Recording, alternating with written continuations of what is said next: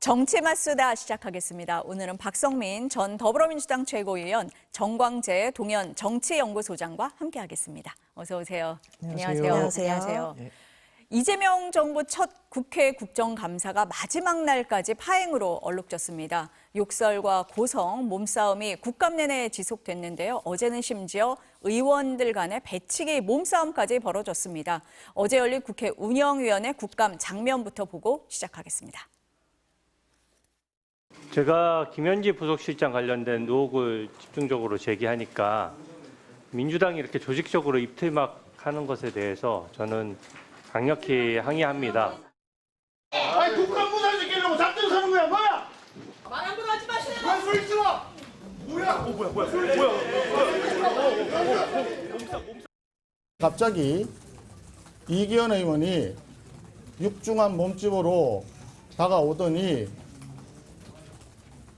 저는 회의장 문을 나가려고 하다가 돌아서 있는 상태인데 그대로 몸을 부딪히게 되었습니다. 국회 선진화법 이후에 국회 회의장 내에서 어떠한 물리적인 접촉이나 폭력 행위도 금지되어 있는 것으로 알고 있습니다.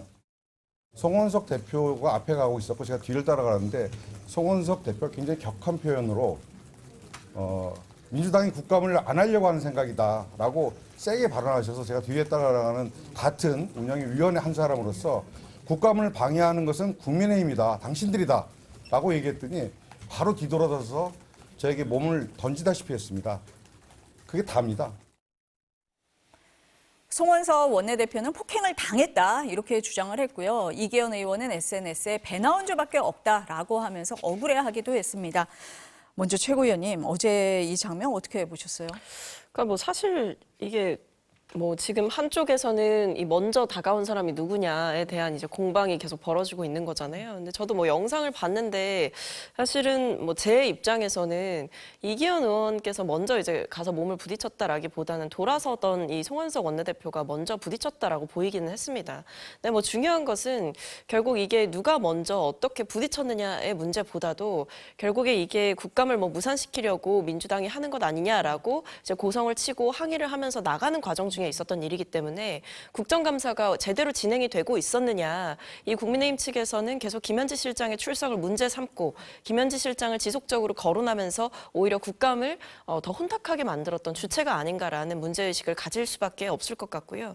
심지어는 이 김현지 실장의 출석을 두고도 민주당에서는 이 오전에 출석을 시키겠다라고 얘기를 했지만 오전으로는 부족하기 때문에 애초에 뭐 종일 출석이 합의되지 않으면 받아들일 수 없다라고 얘기를 하면서 파행이 됐었던 겁니다. 그러니까 그런 점들을 생각해 볼 때 결국 이 몸싸움의 본질은 누가 먼저 그랬냐도 역시나 뭐 중요하겠지만 그 이전에 결국 김현지 실장에 대한 과도한 집착이 이런 일까지 벌어지게 만든 것이 아닌가. 국민의힘이 좀 자정하고 반성할 필요가 있지 않을까 싶습니다. 근데 사실 상임위 그 회의실 안에서 몸싸움이 일어난 건 2019년? 그때 패스트트랙 충돌 이후에 처음이기도 하거든요. 어떻습니까? 국회 선진화법 이후로 물리적 충돌에 대해서 상당히 엄격한 잣대를 들이대고 있기 때문에 의원들 간에도 굉장히 조심하고 있죠. 저는 두 의원 간의 이른바 배치기, 처음에는 우발적으로 일어났다고 봐요. 동시에 거의 부딪히듯 했는데, 그런데 그 상임위 회의장가 밖에까지 송원석 의원을 밀어내는 이기현 의원은 전 뭐 스모 선수인 줄 알았어요. 대단히 그 포갑적으로 이렇게 밀어내는 모습에 대해서 사실 굉장히 볼썽사나운 모습이라고 생각합니다. 근데 지금 국민의힘에 대해서 반성할 거라고 박 최고께서 말씀하셨지만 이 문제 사달의 원인은 김현지 전 총무비서관이 국감에 나올 수 없다라는 그 워딩 하나에서부터 시작된 겁니다. 결국에는 나오지 않아도 되는 위치인 부속실장으로 인사를 바꿔가면서까지 못 나오게 막은 거잖아요. 그 운영이 왜 이렇게 난장판으로 운영이 되는 겁니까? 결국에는 김현지 부속실장이 내가 나가서 정당한 질문에는 답을 하고 부적절한 답변에는 답변 제한된다 이렇게 얘기하려고 했었다라면 저런 장면 연출되지 않았을 텐데 대단히 아쉽습니다. 그런 면에서 저는 대통령실이나 민주당이 이른바 짜고 치는 고스톱 하는 거 아닌가라는 의심도 지울 수 없습니다. 그 말씀을 왜 하시느냐 생각을 해보면은 어제 대통령실에서 그런 얘기를 했잖아요. 네. 김현지 실장 경내에서 대기하고 있다. 국회 운영위에서 호출하면 나가려고 하는 거다라는 그 말씀이신가요? 그렇죠. 예. 이재명 대통령도 국회가 부르면 모르니까 경내에 대기해라 이렇게 얘기했는데 저는 이 국회가 부르면이라는 전제를 야당이 그렇게 원한다면으로 바꿨으면 좋았겠어요. 국회가 부르면이라는 것은 국회가 합의를 해야 된다는 건데 지금 운영위 구성은 민주당이 운영위원장 맡고 있습니다. 김병기 원내대표가 운영위원장이죠. 운영위 전체의 의석수를 보면 과반을 민주당이 차지하고 있기 때문에 여기서 말하는 국회가 부르면이라는 전제는 형성될 수가 없습니다. 그런데도 불구하고 마치 탁구 치듯, 그러니까 핑퐁 치듯 이 공을 국회로 넘겼단 말이에요. 근데 이 국회로 넘긴 공을 민주당이 그냥 알아서 업무를 치고 있는 거예요. 이렇게 되면 결국에는 김현지 부속실장은 나올 상황이 연출되지 않는 거죠. 결국에는 민주당과 대통령실이 각각 같은 생각을 하고 있었던 건 아닌가 이런 생각을 할 수밖에 없는 거죠. 그러니까 민주당이 증인 출석에 합의해 줄 리가 없기 때문에 그런 거다. 어떻습니까? 아니죠. 이게 예. 일단 뭐 대통령실에서도 이 국회에서 협의해서 부른다면 뭐 김현지 실장 안 나갈 이유 없다, 나갈 거다라고 정무수석께서도 얘기를 했고 대통령실에서도 공식적으로 입장이 계속해서 나왔던 바가 있습니다. 그리고 심지어는 제가 앞에서도 간단하게 언급을 드렸지만 이 민주당이 안 부른다, 못 부른다라고 한 게 아니에요. 그럼 오전에 부르자라고 얘기를 했고 이 오전만 부르자라고 얘기를 했던 이유가 결국에는 오후에 대통령 일정을 좀 수행해야 되는 문제가 있기 때문에 업무 일정상, 부속실장의 업무상 이 오전 이후의 시간들을 쓰기가 어렵다라는 한계 때문에 그럼에도 불구하고 뭐 여러 가지 이제 점심 시간을 늦추는 방법도 있는 것이고 아니면 뭐 앞에 순서를 조금 단축하는 방법도 있는 것이고 오전에 부른다고 해서 국민의힘의 주장처럼 아무것도 물어볼 수 없는 그 시간적 한계 속에서 부르는 건 아니란 말입니다. 충분히 운영위 안에서 이 부분을 재량적으로 좀 바꿀 수도 있고 의원들의 질의를 뭐 순서를 좀 바꿔서 먼저 질의하게 할 수도 있는 것이고 그런 여러 가지 장치가 있음에도 불구하고 오전만 있겠다라고 한다는 이유로 그것조차 합의되지 않았다라고 한다면 사실 국민의힘이야말로 애초에 나올 거란 생각을 혹은 안 나왔으면 좋겠다라는 생각을 하고 있었던 게 아닌가 싶습니다. 저 같으면 그렇게 물어볼 게 많고 꼭 불러서 물어봐야겠다라고 생각을 한다면 여러 가지 이런 재량적인 문제들도 조율을 함께 하고 최대한의 시간을 확보해서 이 김현지 실장을 오전에라도 부르자. 그것은 협의해 줄 수 있다라고 하는 민주당의 주장에 기꺼이 응했을 것 같습니다. 그 안에서 주어진 시간 안에서 질의를 제대로 하면 될 일인 것이죠. 근데 결과적으로 오후까지 있지 않으면 우리는 거기에 동의할 수 없다라고 하는 건 뭘 해도 싫다라는 거기 때문에 민주당에서는 분명히 손을 내밀었고 얘기를 했고 심지어 대통령께서도 이 출석을 지시를 하시면서 경내 대기를 해라. 내 일정에 수행을 오지 마라라고까지 하면서 오후에까지도 이 김현지 실장을 경내에 대기하게 시켰단 말입니다. 그렇다고 한다면 과연 이 나올 의지가 없는 쪽일까요? 민주당이나 정부 여당 측이. 저는 그렇지 않다라고 생각하고 오히려 우리가 불렀지만 나오지 않았다라는 프레임을 강화하고 싶어하는 게 야당의 속내였다라고 생각합니다. 근데 지금 네. 그 김현지 부속실장의 의지와 관련한 문제 제기를 하셨잖아요. 김현지 부속실장에게 국회가 뭐 안동역도 아니고 안 오는 건지 못 오는 건지 오지 않는 사람이 돼버린 거예요. 저는 그 김현지 부속실장이 사실 못 왔다고 봅니다. 민주당이 김현지 부속실장의 국감 출석에 대해서 굉장히 걱정을 했었던 것 같아요. 여기서 만약에 김현지 부속실장이 국감에 출석했었을 때 국민의힘의 소속 의원들이 상당히 많은 질문, 까다로운 질문들을 할 거 아닙니까? 그때에 이 김현지 부속실장의 본 모습이 나타난다. 이 본 모습을 그 국민들이 봤었을 때 민주당과 대통령실에 부담이 되기 때문에 아예 김현지 부속실장은 국회에 얼씬거리지 못하게 하는 게 좋았겠다라는 정무적 판단을 했기 때문에 못 오도록 막은 거 아닌가라는 생각이 들 수밖에 없습니다. 왜 그런 생각이 드느냐? 여러 화제가 됐지만 과거 이재명 대통령이 성남에서 변호사 생활을 할 때 당시에 성남 의료원 건립과 관련해서 성남시 의회에 들어가서 여러 그 장면들이 연출됐잖아요. 당시에 보였던 김현지 부속실장의 모습이 상당히 좀 욱하면 튀어나올 수도 있는 거 아닌가라는 걱정을 민주당과 대통령실 모두 했던 게 아닌가. 저는 개인적으로는 그 생각도 해봅니다. 그 국민의힘에서 봤을 때는 김현지 실장이 이 국감에 꼭 나와야 할 정도로 의혹이 많다, 밝혀야 될 부분이 많다, 뭐 이렇게 보시는 겁니까? 뭐 총무비서관으로서 했었던 행보도 그렇고요. 그리고 지금 이재명 대통령에게 가장 정무적으로 국정 운영과 관련해서 영향력을 행사할 수 있는 사람이 누구인가라고 한다면 모든 국민들이 김현지 부속실장이 정말 실력자라더라 이런 생각을 갖고 있는 거잖아요. 그분이 어떤 생각을 갖고 있는지 어떤 태도를 갖고 있는지에 대해서 국민들 굉장히 궁금해했을 것 같거든요.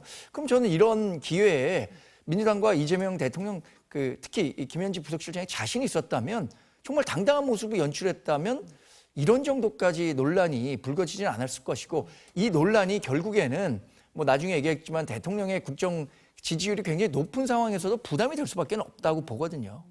어떻습니까? 제기하는 의혹 어때요? 근데 저는 일단 그걸 왜 국정감사에서 물어야 되는지가 이해가 되지 않습니다. 저희가 뭐 김현지 실장이 인사청문회 대상도 아니고 그리고 지금 이제 국민의힘에서 의혹이 많다. 라고 하는 건 사실 대통령을 보좌하는 그 직책을 수행하면서 있었던 의혹들은 아니잖아요. 그러니까 결국에는 뭐 의혹이라고 하는 것들이 과거에 어떤 성남시에서 이 대통령과 함께 인연을 쌓아왔던 그 시간들 전반에 대해서 뭔가 따져 묻겠다라는 의도로 보이는데 저는 이번 국정감사, 특히 운영위에서의 대통령실 감사라고 하는 것은 대통령실에서 일어나는 일들에 대해서 얘기를 하는 거고 참모로서 어떻게 보면 어떤 부적절한 일이라든지 아니면 문제가 될 만한 무언가가 있었다라고 한다면 그 부분에 대해서는 물을 수가 있는 것이죠. 뭐 예를 들면 이 윤석열 정권 때는 이 무속인을 행정관으로 채용했다. 이런 게 이제 드러나지 않았습니까? 그 부분에 대해서 이제 국정감사에서 묻는 거거든요. 그러니까 그런 식인 거입니다. 근데 지금 상황에서 김현지 그 실장께서 총무비서관을 할 때 무슨 문제가 있었으며 그리고 그 외에도 이 김현지 실장을 불러서 물어보겠다라고 하는 것이 결국 국정감사 본연의 취지에 맞지 않는 전혀 다른 일종의 흠집내기식의 아닌 말고식의 의혹 제기 그 이상도 그 이하도 아니다라고 생각합니다. 실제로 상임위에서 불러서 김현지 실장에게 묻겠다라고 했던 것들을 살펴보면 뭐 이 대통령의 예능 출연 이거를 김현지 실장한테 불러서 묻겠다라고 한다던가 아니면 이 본인이 이제 소유하고 있는 아파트, 대장동 아파트와 관련해서 자금 출처가 어디냐 이걸 국정감사 때 불러서 물어보겠다라고 하는 거예요. 그러면서 온갖 상임위에서 불러서 묻겠다라고 얘기를 하는데 저는 운영위에서는 뭐 어쨌든 대통령실을 감사하는 역할을 하기 때문에 부를 수 있다라고 생각을 하지만 그렇다면 불러서 김현지 실장의 구체적인 잘못이 뭔지 이 대통령과 가깝다라는 것이 잘못인 것인지 이 대통령과 가까우면 공직을 맡으면 안 된다라는 말을 하고 싶은 것인지 이 대통령에게 어떤 부정한 영향력을 행사해서 지금 국정을 망치고 있다라고 볼 만한 객관적인 증거가 있는 것인지 이 부분에 대해서 묻지 않을 수가 없습니다. 그래서 결과적으로 저는 국민의힘이 제대로 준비되지 않았기 때문에 김현지 실장을 부르지 않았다고 생각해요. 민주당이 그렇게 오전 출석까지도 하게 하겠다라고 했고 이 대통령께서 심지어 지시를 해서 대기를 하고 있던 상황인데 부르면 되는 거거든요. 근데 불러서 뭘 얘기할지를 지금 명확하게 본인들도 말하고 있지 못하고 계속 성남 시절의 얘기, 성남 때의 얘기, 과거의 얘기, 뭐 대장동 아파트 얘기, 뭐 학령 얘기, 심지어 배우자를 부르자 이런 얘기까지 나왔습니다. 이런 무리한 요구들에 대해서 본인들도 좀 돌아봐야 되지 않을까 싶습니다. 대통령과 친하다는 이유만으로 국감 운영위에 부르는 게 맞느냐라는 말씀이신 것 같습니다. 국민의힘 얘기로 좀 넘어가 볼게요. 장동혁 대표가 취임 이후 처음으로 어제 광주를 방문했는데 거센 반발에 부딪혔습니다. 그 분노한 시민들에게 장 대표 양복 상의 단추가 뜯겨나가기도 했고 장 대표 명의 조화가 파손되기도 했습니다. 그래서 결국 5.18 민주묘지에 참배를 하지 못했습니다. 당시 현장부터 보시겠습니다. 여기가 어디라고! 정동영! 이 더러운 데라 군가가! 추악한 데라 군가! 참배를 하도록 하겠습니다. 이거는 이게 참배냐? 이게 참배야? 우선 아까 단추가 떨어져서 양해를 구합니다. 오늘 5.18 민주화 묘역을 찾아서 민주화 영령들에게 헌화와 분향을 하고 묵념으로 예를 갖추려고 했지만 현장 사정이 여의치 않아서 추모탑 앞에서 묵념으로만 예를 갖추게 됐습니다. 안타깝게 생각을 합니다. 이거 먼저 소장님께 여쭤봐야 될 것 같습니다. 어떻게 보셨어요? 저도 보는 저도 상당히 안타까운 마음입니다. 호남 분들이 보수 정당의 마음의 문을 열기가 쉽지 않은 것 같습니다. 더군다나 5.18 운동이 사실 1980년에 있었던 5.17 전국 계엄 확대에 반대해서 일어난 민주화 운동이라는 점에서 지난해 12월 3일에 있었던 계엄이 그런 그 호남분들의 트라우마를 자극했겠다라는 생각 충분히 합니다. 저는 두 가지 관점이 공존한다고 보는데 첫 번째는요.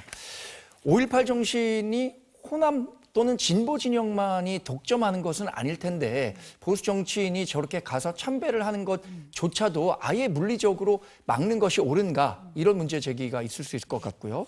두 번째 관점은 그러면 호남 분들이 과연 이제 됐다라고 그 정도 사과면 됐다라고 할 정도로 충분한 사과가 있었는가 이 부분에 대해서도 문제 제기를 할 수밖에 없겠죠.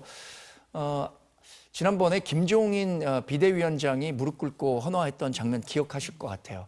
그리고 노재현 주중대사 가신 분도 5.18 민주묘역에 해마다 가서 참배하고 이런 모습 보면서 그런 것들에 대해서는 호남분들이 다 마음의 문을 열었는데 지금 장동혁 대표가 가서 참배하려고 하는 일에 대해서 저렇게 감정적으로 반발하는 건 아마도 윤석열 전 대통령과 계엄 이것과 관련해서 국민의힘이 어떤 명확한 입장을 아직도 보여주지 못하고 있기 때문 아닌가라고 유추해 볼 수 있는 거고 그런 측면에서 저는 앞으로 보수정당이 호남에서 더 많은 사랑을 받기 위해서는 적어도 계엄과 이 불법 계엄이잖아요. 그리고 윤석열 전 대통령과는 완전히 분리하는 모습을 연출하지 않으면 다음 지방선거든 총선이든 대선이든 두고두고 보수정당의 발목을 잡을 수밖에 없지 않겠나 이런 걱정도 듭니다.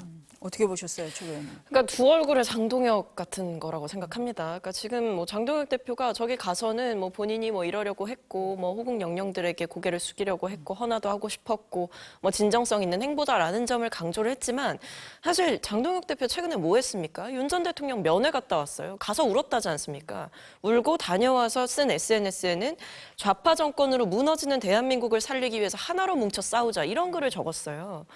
그러니까 이렇게 윤 전 대통령을 면회하고 오는 행보를 보여놓고 이제 와서 이 계엄에 어떻게 보면 굉장히 큰 트라우마가 있는 그리고 사실은 여전히 계엄에 대해서 장동혁 대표가 옹호하거나 제대로 선을 긋지 못하는 입장을 보이고 있는 것 아닌가라는 의구심으로 점철된 상황 속에서 저기에 가서 나의 진정성을 믿어달라라고 얘기를 하는 게 사실 호남 그 국민들에 대한 저는 기만이라고 생각합니다.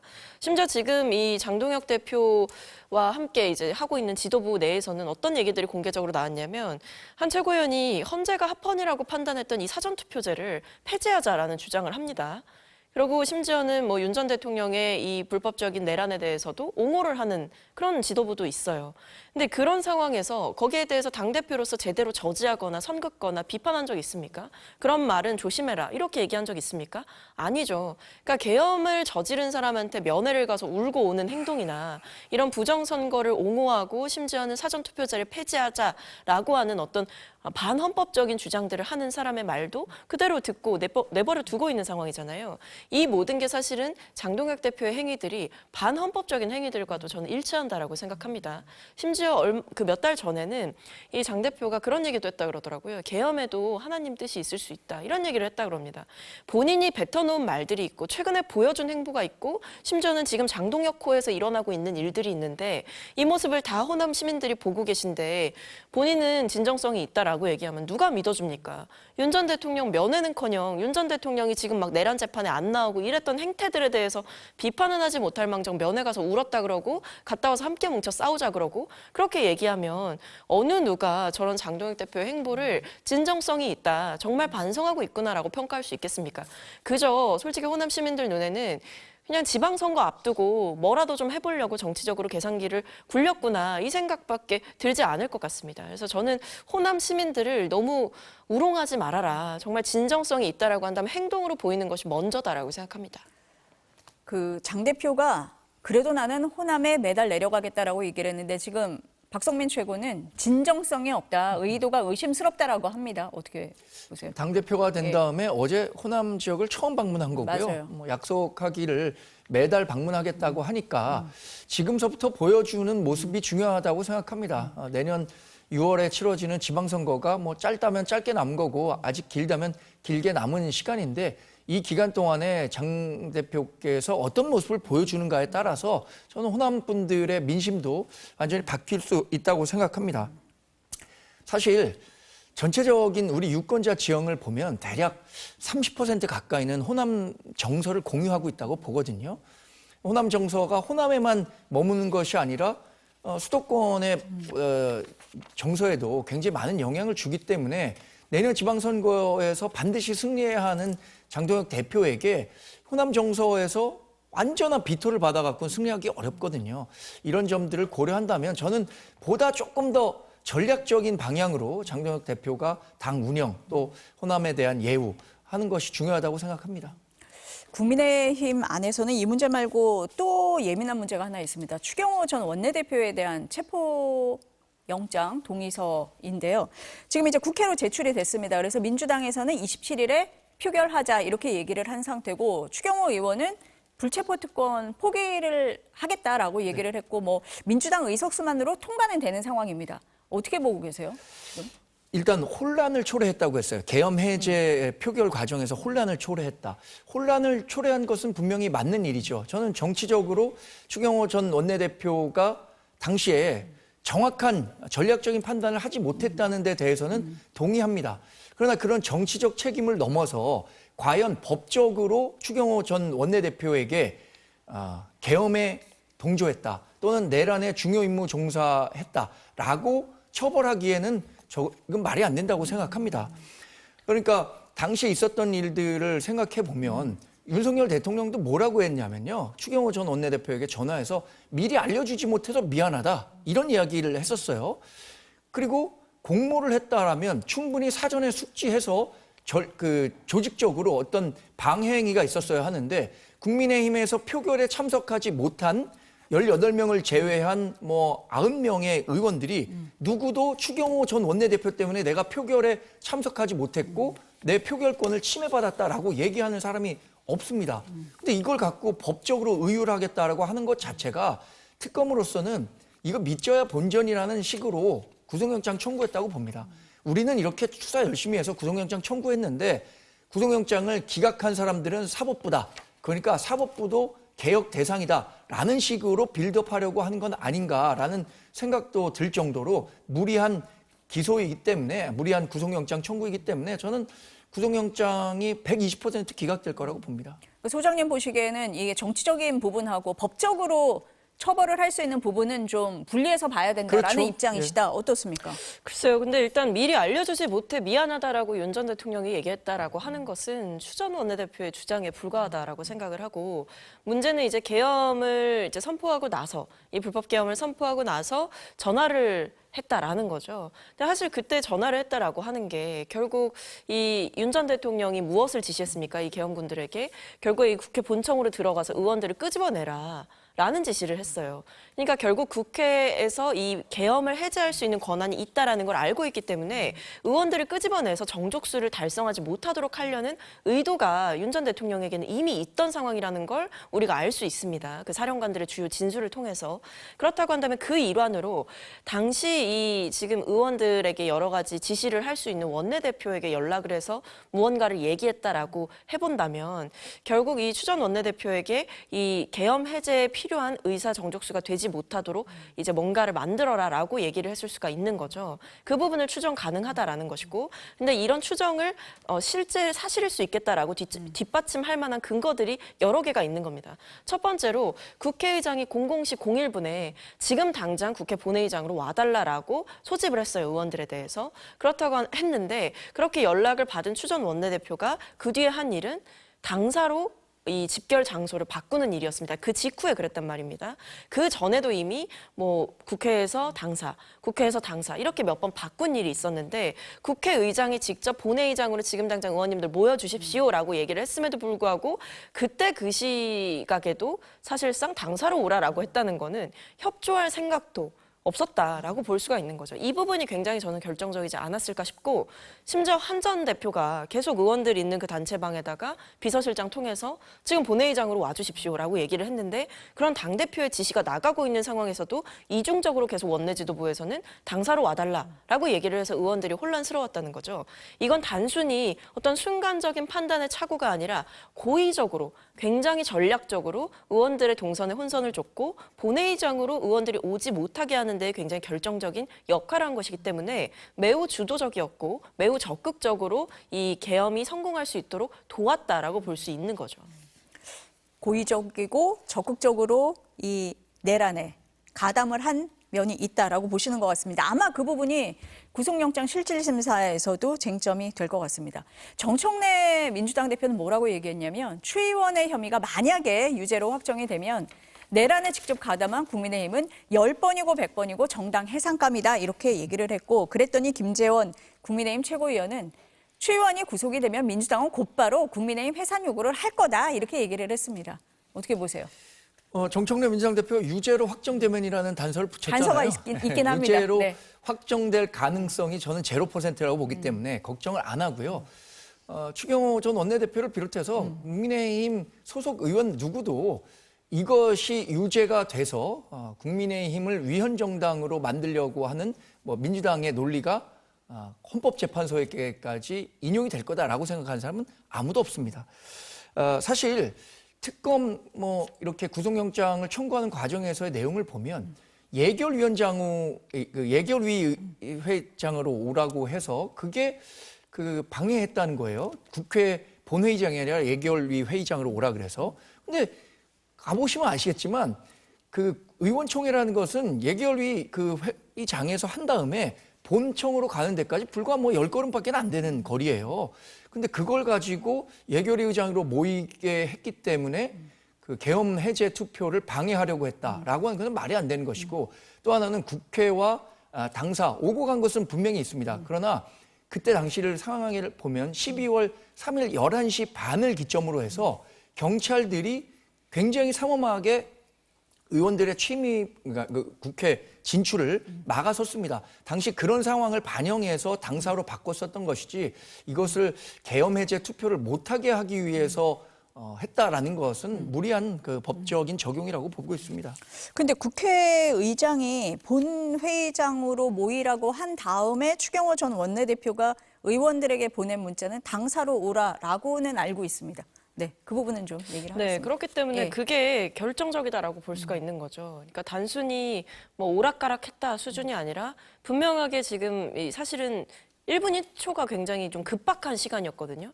실제로도 원래 뭐 추 전 원내대표와 우원식 의장 사이에 통화가 있었을 때 이제 뭐 본회의 여는 시간에 대해서 얘기를 할 때 뭐 시간을 좀 더 달라라고 했는데 그 부분이 점점 단축이 되고 뭐 30분 안에 열겠다 이런 식의 대화가 오간 것을 저는 알고 있는데 그 대화가 오갔던 이유도 결국에는 그때 당시에 계엄군이 국회로 진입했기 때문이었거든요. 그런 급박한 상황들이 있었는데도 그렇게 본인은 사실 국회에 또 있었잖아요. 본인은 국회에 있으면서 의원들한테는 당사로 오라 그러고 심지어 이 국회에 있으면서도 계엄 해제 표결에 들어가지 않은 원내대표실에 모여 있었던 몇몇의 의원들도 국민의힘 안에 있었죠. 그러니까 이런 모습들을 봤을 때 이게 과연 단순한 혼선에서 빚어진 어떤 해프닝으로 볼 수 있겠는가. 국회의장이 직접 본회의를 지금 열어서 빨리 이것을 해제해야 하니 의원님들 빨리 와주십사라고 얘기를 했다라고 한다면 정말 이 내란이 성공하길 바라지 않았다. 정말 이것을 어떻게든지 막아야겠다라는 생각을 했다라고 하면 그런 공지에 혼선이 있을 수가 없는 거죠. 민주당 같은 경우에도 그러니까 국민의힘에서는 그렇게 얘기를 합니다. 뭐 앞에서 막고 있어서 못 들어간다. 그래서 당사로 가게 된 거다. 뭐 이런 얘기를 하지만 민주당도 마찬가지였습니다. 근데 저희는 어디에서 담을 넘었는지 그 위치로 가면 뭐 될 거다. 이런 식의 얘기들 공유를 했고 그 저희가 뭐 막혀 있다라고 해서 저희는 당사로 오라 이런 얘기 안 했거든요. 의원들에게 지금 당장 무슨 수를 서서라도 빠르게 본회의장으로 와달라라는 얘기가 있었습니다. 사실 계엄 해제를 해야겠다라는 목적만 같았다라고 한다면 그런 혼선 자체가 있을 수가 없었던 거죠. 심지어 윤 전 대통령에게 계엄 선포 후에 전화를 받았다. 그러고 나서 공지를 그런 식으로 했다. 심지어 한 전 대표가 그렇게 다급하게 모두 다 빨리 본회의장으로 와달라라고 당내 당 대표가 얘기를 하고 있는데 원내 지도부에선 다른 공지를 한다. 이거 자체가 윤 전 대통령에게 적극적으로 협조했다. 이렇게 볼 수밖에 없는 거죠. 근데 거듭 말씀드리지만 그게 네. 정치적인 판단이 잘못됐다. 이렇게 비판하는 건 전 120% 공감할 수 있습니다. 그로 인해서 추경호 전 원내대표가 상당히 정치적으로 어려운 상황에 있는 것도 맞습니다만 그것을 과연 법적으로 이것이 내란 행위에 중요 임무 종사자로 의율해서 구속영장을 청구할 사안인가 이 부분에 대해서 정치적인 의도가 있다는 것이고 정청래 민주당 대표가 얘기하는 것처럼 정당 해산감이다 이렇게 얘기를 하지만 정작 문형배 전 헌법재판소장 이야기 안 들으셨습니까? 지금 국민의힘의 18명의 의원이 계엄 해제 투표를 했고 그래서 계엄이 해제됐기 때문에 뭐 민주당에서 얘기하고 있는 위헌정당과 관련해서는 그렇게 가면 안 된다라고 얘기한 분이 문형배 전 헌법재판소장입니다. 이분이 어떤 분입니까? 윤석열 전 대통령에 대해서 파면 결정문 쓴 분이에요. 그러니까 이렇게 그 제1야당에 대해서 위헌정당이라고 뭐 내란몰이라고 하는 것이 저는 우리 대한민국 발전에도 전혀 도움이 되지 않는다고 봅니다. 그게 이제 내란 모의만으로 과거에 이제 정당이 해산됐던 일이 있었기 때문에 그 선례를 봤을 때 내란을 모의했다 수준이 아니라 내란을 일으킨 자에 대해서 윤 전 대통령에 대해서 적극적으로 협조했고 공범으로서 어떻게 보면 연루된 자가 단순히 군 단위가 아니라 국회의원 단위에 있었다라고 한다면 그것은 충분히 뭐 정당 해산에 대한 얘기가 나올 수 있는 것이다라고 생각을 하고요. 사실 뭐 앞서도 잠깐 저희가 장동혁 대표 얘기를 했지만 여전히 국민의힘이 과연 어떤 윤 전 대통령이라든지 아니면 윤어게인을 주창하는 세력들과 선을 긋고 있느냐. 전혀 그렇지 않다라는 점에서도 사실 정말 법적으로 정당 해산을 시키기 이전에 저는 이미 정치적으로 정당이 해산될 위기에 놓였다라고 생각합니다. 국회의원들은 한 명 한 명이 헌법기관이고 헌법기관이라고 한다면 이 여야 할 것 없이 아무리 자당이 배출한 대통령이었다라고 하더라도 헌법을 정면으로 위반하는 그런 불법적인 행위를 저지른 사람에 대해서는 단호하게 조치했어야 되는 게 맞는데 그때 과거에 국민의힘 어떻게 했습니까? 처음 탄핵안 표결할 땐 들어오지도 않았었고요. 심지어 뭐 그 이전에는 본회의에서 계엄 해제 표결할 때는 많이 오지도 않았습니다. 그 뒤에는 윤 전 대통령 체포영장 집행할 때는 한남동 관저로 몰려가서 45명인가 되는 의원들이 그걸 직접 막아서기도 했고 그 뒤에도 뭐 관저로 따로 찾아가서 윤 전 대통령 만나고 이런 모습들을 보여왔던 게 이 국민의힘의 모습이었기 때문에 저는 뭐 법적으로 이게 정당 해산이 언제쯤 될 것이다 이렇게 예단하기보다는 이미 어떤 정치적인 판단을 내려볼 때 윤 전 대통령과 정확하게 절연하지 못하고 윤 전 대통령의 행위와도 어떤 명확하게 선을 긋지 못했던 것이 굉장히 큰 잘못이다라고 보입니다. 윤석열 전 대통령이 했었던 불법 계엄으로 인해서 국민의힘이 어려운 시기를 보내고 있는 것은 당연히 맞는 말이죠.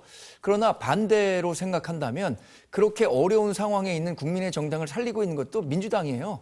민주당이 이 위헌정당 또는 내란정당 몰이를 너무 과도하게 하고 그 이재명 대통령의 사법 리스크를 없애기 위해서 재판중지법이라든가 사법개혁이라든가 검찰청 폐지 이렇게 일방적인 국회 운영과 국정 운영을 하면서 오히려 국민의힘이 소생할 기회를 주고 있는 거 아닌가라는 생각을 하고 있는 분들도 굉장히 많다는 사실을 민주당이 알아야 할 겁니다.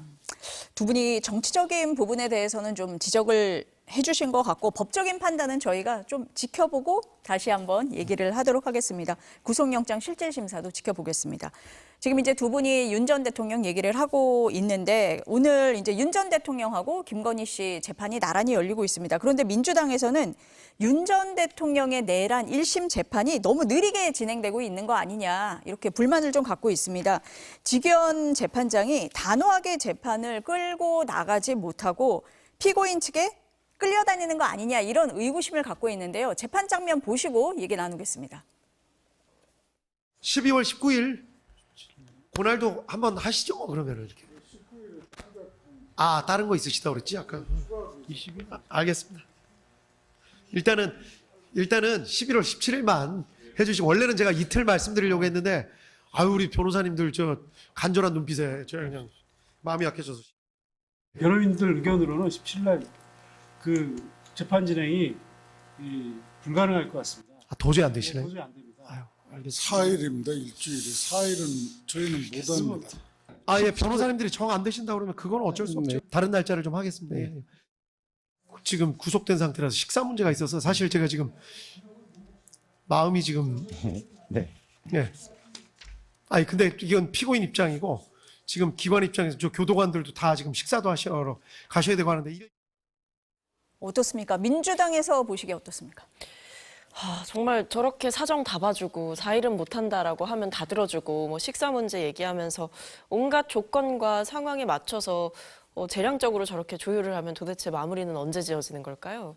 사실 저런 지기현 부장판사의 어떤 태도가 지금 이 12.3 내란 방조 및 내란 주요 임무 종사 혐의에 대한 이 재판을 맡고 있는 이진관 부장판사와도 굉장히 좀 비교가 되는 국면이 있는 것 같습니다. 사실 이 제가 방금 언급드린 이진관 부장판사 같은 경우에는 최근에 이상민 전 장관이 이 한 전 총리 재판에 증인으로 출석하지 않았어요. 그렇게 했더니 이상민 전 장관에게 과태료 500만 원을 부과를 하고 구인영장을 발부하겠다라고 명확하게 지침을 내렸고요. 심지어는 이달 중에 이 변론을 종결하겠다라고 일찌감치 시점을 못 받고 추가적인 증거 채택이나 이런 부분에 있어서도 굉장히 엄격하게 제한하겠다라고 얘기를 하면서 이 재판의 중요성과 신속성에 대해서 그리고 굉장히 단호한 모습으로 이 피고인들을 좀 꾸짖는 모습들을 보여주기도 했습니다. 실제로 한 전 총리에게 국무총리였던 피고인은 그렇다고 한다면 국민을 위해 어떤 조치를 취했는가 이런 얘기를 하기도 했고 이 재판에 나와서 얘기했던 사람 중에 뭐 윤 전 대통령 이 윤 정권 시절에 국무위원을 역임했던 사람이 본인도 피해자다 이렇게 주장을 하니까 그렇게 말하는 게 적절하냐라고 하면서 비판을 하기도 했습니다. 내란 재판이라고 하는 것은 굉장히 엄중하게 진행되어야 하는 것이고 사정 볼 거 다 봐주면서 진행하는 그런 유야무야 식으로 진행해도 되는 그런 재판이 아닙니다. 오히려 더욱더 엄중하고 더욱더 단호하고 더욱더 엄격하게 어떤 여러 가지 면에서 이 국민들의 알 권리를 충분히 보장해야 되고 국민들의 불안을 해소시켜줄 어떤 그런 목적 역시도 동시에 가져가야 되는 것인데 지금 보면 끌려다니고 있다. 명확하게 그렇게 보이고 윤 전 대통령 측에서 요구하는 대로 흘러가는 것이 아닌가. 실제로 그런 논란들이 처음에 뭐 법정 내 촬영이 안 된다든지 아니면 지하를 통해서 들어올 수 있게 한다든지 이런 일종의 윤 전 대통령에 대한 특혜를 지기현 판사가 주고 있다라는 지적이 계속해서 나왔던 이후에 이 연장선상을 보고 있는 기분이다. 이렇게 말씀드리겠습니다. 어떻게 보셨어요? 어쨌든 재판은 끝을 향해 달려가고 있다고 생각합니다. 뭐 거꾸로 매달아 놔도 가는 건 국방부 시계만이 아니죠. 법정의 시계도 돌아가고 있는 겁니다. 지기현 판사가 사실 연말이면은 이거 1심 판결을 마무리 짓겠다라고 얘기를 했기 때문에 일정 정도는 본인이 갖고 있는 재판 스케줄이 있는 것 같아요. 그리고 지금 보여지는 모습이 모르겠습니다. 많은 분들이 생각하고 있는 아주 전형적인 모습의 판사 스타일은 아닌 것 같아요. 제가 보기에도 또 주위에 물어보더라도 본래 상당히 유한 분이고 재판 진행 스타일이 지금 드러난 모습과 비슷하다라고 하니까 이게 꼭 윤석열 전 대통령에게만 유리하게 진행되는 것은 아니다라고 볼 수 있을 것 같습니다. 어쨌든 뭐 민주당이 이렇게 더 빨리빨리 왜 못하느냐라고 뭐 공세를 할 수는 있다고 생각합니다만 지금 재판을 이끌고 있는 사람은 지기현 판사니까 그 결과를 기다려보면 될 것 같습니다. 지기현 부장판사가 올해 안에 하겠다라고 했는데 남은 재판이 9번밖에 없지 않냐. 그래서 그 안에 끝낼 수 있느냐 이런 얘기가 나오는 것 같습니다. 올해 안에 끝나는지는 좀 지켜보도록 하겠습니다. 김건희 씨 얘기 좀 해볼게요. 샤넬 가방 받았다. 라고 인정을 했는데 또 다른 의혹이 제기가 됐습니다. 그 관저 특혜공사 수주 의혹을 받고 있는 업체죠. 21g에서 디올 가방, 옷, 팔찌, 이른바 뭐 디올 3종 세트를 받았다라고 지금 의혹이 제기가 됐습니다. 그 김건희 특검이 어제 윤 전 대통령 부부 사저 아크로비스타를 압수수색해서 확보를 한 건데요. 이 수사는 어떻게 될 걸로 보세요? 참 일단 사람이 참 일관되다라는 생각이 드는 것 같습니다. 이제 본인과 관련한 사람에게 어떤 특혜를 주고 이 특혜를 주는 과정에서 혹은 뭐 어떤 인사에 대한 뭐 청탁을 해오거나 이런 것들을 좀 다 받아주거나 아니면 뭔가 금품을 받고 뭔가 대가를 제공하려고 하고 이런 여러 가지 이제 영부인표 매간 매직 비즈니스를 굉장히 성실하게 해왔던 사람이구나라는 생각이 들고 이 수사에 대해서 뭐 관저공사 관저공사에 대해서 특정 업체, 특히 코바나 콘텐츠와 관련이 있던 업체가 어떤 특혜를 받고 수주를 하게 된 것 아니냐라는 의혹은 분명히 있었는데 여기에 대해서 어떤 이 이른바 디올 3종 세트라는 것이 드러나게 되면서 결국 이건 역시도 이 그동안 어떤 절차라든지 통상의 수주 계약이나 이런 관계에서 봤을 때 납득하기 어려운 기준이었고 충족되지 않았음에도 이 업체가 이 공사를 맡게 된 이유는 결국 김건희 씨와의 연 때문이 아니었겠느냐라는 이 추정이 가능했던 시점인데 여기에 이 디올 3종 세트까지 확보를 하게 되면서 더욱더 그 수사에 탄력이 좀 붙게 되지 않을까라는 생각이 들고요. 이미 지금 관련 압수물들을 특검이 확보한 상황이기 때문에 이제 압수물까지 나왔다고 한다면 그동안 뭐 건진법사 측에서 받았던 것들을 뭐 부인해왔던 그런 김건희 씨의 전략이 또다시 되풀이될 수는 없을 걸로 보고 이실직고만이 남지 않았을까 싶습니다. 어떻습니까? 그래서 디올 3종 세트를 줬다는 21g 측이 김건희 여사와는 오랫동안 인연이 있었던 것으로 알고 있거든요. 그래서 뭐 서희건설이 줬다는 목걸이나 뭐 통일교 측으로보다 받았다는, 그러니까 건진 법사가 전달했다는 목걸이나 샤넬백, 이것과는 조금 성격이 다를 수 있겠다라는 생각은 합니다. 그래서 뭐 친분 관계에서 뭐 다른 뭐 어떤 그 특혜를 받기 위해서 했는지 이 부분에 대해서는 수사를 해야겠죠. 근데 저는 그 워낙 첫 번째, 두 번째 나온 뉴스들이 이렇게 화제가 되고 충격이 되다 보니까 이 정도는 친한 사람들끼리 그냥 주고받은 건가라는 생각을 할 수 있을 정도로 좀 둔감해진 것 같아요. 그러니까 김건희 여사가 본인이 뭐 검찰총장의 부인이었고 대통령의 부인이 됐는데도 전혀 이런 공적 마인드를 가지지 못했었다라는 점에 대해서는 뭐 굉장히 두고두고 아쉽고 또 법적으로 책임을 져야 하는 부분이 있다면 그 책임을 져야 될 거라고 생각합니다. 특검에서 지금 소장님 말씀하신 그 반클리프 목걸이, 그 서희건설로부터 받은 목걸이 관련해서 24일 날 조사를 하겠다라고 한 상태이기 때문에 아마 이 부분에 대한 수사도 속도를 내지 않을까라는 생각이 듭니다. 마지막으로 오늘 나온 여론조사 좀 보겠습니다. 갤럽 여론조사인데요. 먼저 이재명 대통령 직무 수행 평가부터 보겠습니다. 잘하고 있다 63%, 잘못하고 있다 29%, 긍정평가가 지난주에 비해서 6%포인트 올랐고요. 부정평가는 4%포인트 내렸습니다. 이 긍정평가 이유로 보니까 외교, 에이펙 성과가 많이 언급이 됐습니다. 정당 지지율도 함께 보겠습니다. 민주당이 40%, 국민의힘 26%인데요. 민주당은 지난주보다 1%포인트 하락했습니다.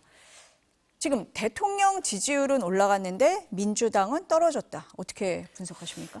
뭐 아무래도 이제 지금 보면 국정감사 기간 동안에 이제 여러 가지 이슈가 정당발로 좀 생산이 되는 그런 상황이었다 보니까 이제 국회에서 뭐 여와 야의 대립이 좀 극심하고 그런 상황들이 또 이제 상임위장에서 또 벌어지고 그런 모습들을 보면서 좀 국민들께서 좀 실망하신 게 아닐까라는 생각이 들고요. 사실 최근에 좀 논란이 됐었던 게 이른바 재판중지법, 국정안정법이라고 이름을 붙였던 그런 법안들을 이제 통과시키려고 하다가 대통령실과의 조율 끝에 이제 그 부분을 정리하는 일도 있었거든요. 그런 여러 가지 혼란한 상황들이 조금 정당 지지도에 영향을 미친 게 아닌가 싶고, 다만 이제 소폭 하락이기 때문에 충분히 이 여당으로서의 역할과 이 정부와 합을 맞추는 모습들을 꾸준히 보여준다라고 한다면 상승할 수 있는 계기는 분명히 있을 것으로 보입니다. 어떻게 분석하세요? 이재명 대통령의 국정 지지율이 6%포인트나 오를 정도로 에이펙이 성공적이었나라는 생각을 하게 됩니다. 에이펙 저는 뭐 충분히 성공적이었다라고 생각하지만 그럼에도 불구하고 무려 6%포인트나 급등했다는 게 놀랍고요. 민주당 지지율이 고전하는 것은 보수의 어머니, 삼촌, 고모들이 함께 있기 때문이죠. 추미애, 정청래, 최민희 이런 의원들로 대표되는, 그러니까 국민들로부터 전혀 공감받지 못하는 의정 활동을 하고 있는 세 분이 있기 때문에 민주당 지지율이 이렇게 고전하고 있는 것 아닌가. 상대적으로 이재명 대통령의 국정 지지율보다는 낮잖아요. 뭐 그런 영향이 있다고 봅니다. 다음 주에는 어떤 결과가 나올지 좀 궁금합니다. 금요일마다 이 여론조사가 나오니까요. 우리가 다음 주에 또 얘기를 해보도록 하겠습니다. 오늘 두 분 말씀은 여기까지 듣겠습니다. 감사합니다.